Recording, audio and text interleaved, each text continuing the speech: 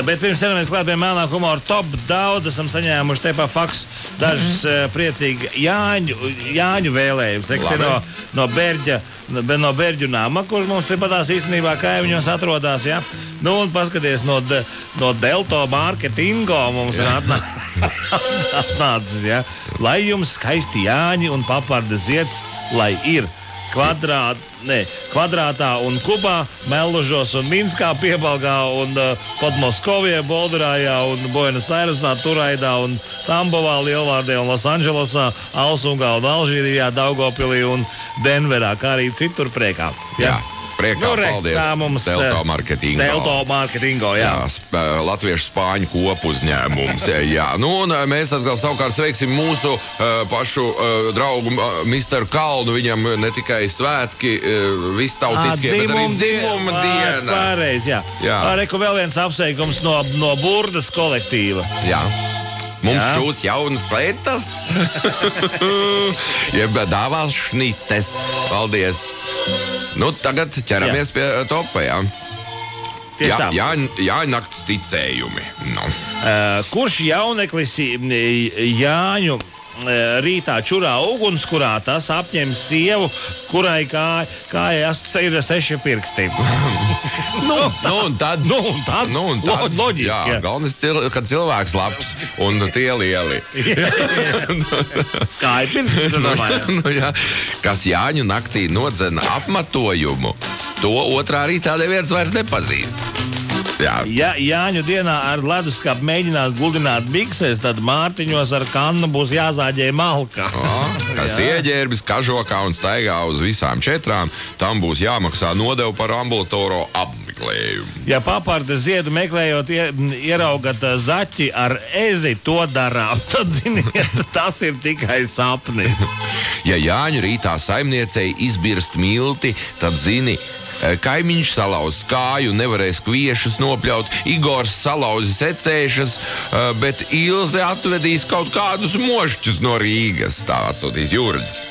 Ja svari rāda 2 reizes mazāk nekā vakar, tad tas nozīmē, ka novilkti zābaki. Jā.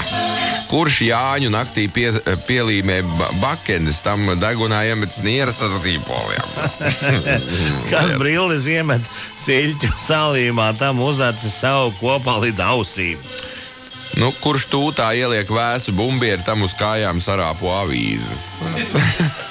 Ļoti alternatīvi. Tas, kurš Jāņos šļupstēdams visu laiku teiks priecīgus Vīgo vakaliņu.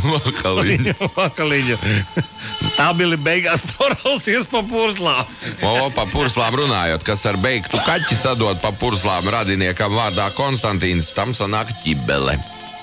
Ja liekas, ka šodien ir līgo diena, bet visi apgalvo, ka tā ir rīt, tad tā visticamāk tiešām ir rīt. Kurš nesā šlipsi atvilktu taisnē ar abām rokām, tam šlipse sadurs visas baltās krūtis lupatā. Ja Jāņos izdzersiet 10 alus par 30 centīmiem un neko citu, beigās būs vienalga iztērēt 10 lati un neviens nezinās, kur un kāpēc. Kas aizmieg ar sieru mutē, tam Jāņi nebeidz veselu mēnesi. Ja kaimiņu izbēgušais Bāzkravilas sunis jums mājās nākot pēc līgo svētkiem nekoš, tad tas nav tāpēc, ka līgo vakars, bet vienkārši aiztais nožēlas. Kurš aizbāž pirkstu aiz vaigu un tieši 12. naktī uztais plokš, tam visu gadu žoklis karājas līdz ūkai. Kas pret saules rietu brūķē lielu muti, tam uz kāju pēdām saugs palvas. Ja Jāņu naktī šašliku apēd reizē ar iesmu, tad tas paliek gudrs kā bebrs. Kas Jāņu naktī senes mēja vietā eglis, tas zinās, ka nav darījis pareizi. Jā. Kas vīna korķi ietina lupatās un pārdod tirgu, tam allaž nokrīt kimono dižu ļaužu pulciļā. Wow. Kas piesien kāju pie gultas gala, tam agrāk vai vēlāk būs jāsaka nepieklājīgi vārdi. Ja tev Jāņu rītā alus neattaisās ar skaļu pšš, tad jāzina, ka Jāņi beigušies jau pirms 3 nedēļām un tad beidzot jābeidz dzert. Ja nies roka tādā vietā, kur nevar pakasīt, tad kaimiņš atdos parādu. Kas Jāņa naktī aizbāzīs pirtīs skūrastēnī, tas vēlāk ar aizziepētām acīm nespēs mačalku čamdināt. Kas ar tirgus tašu galvā pastaigās pa esplanādu, tas kļūs par pianistu un varēs laist Raini. Jā, Raini, komponistu dižo būs. Kas Jāņa naktī staigās pagalmā pietupies, tam pīles sakodīs naktskraklu. Tas, kurš atverot leduskapi tajā ieraugas salocītu žaketi, tam ilgi būs grūti atcerēties alfabētu. Tam, kurš ap saules lēktu pelnu sēdīs, tas līdz pat Ziemassvētkiem nespēs sev aklo sarunu sataustīt. Nē, pelnus brālīt Jāņu naktī. Ja vistumšāko Jāņu nakts laiku sagaida pa 60 ļaudīm kopā turoties pie šlagbauma, tad visiem 60 tūlīt pat jāmeklē zoodārs, citādi nekas necelsies.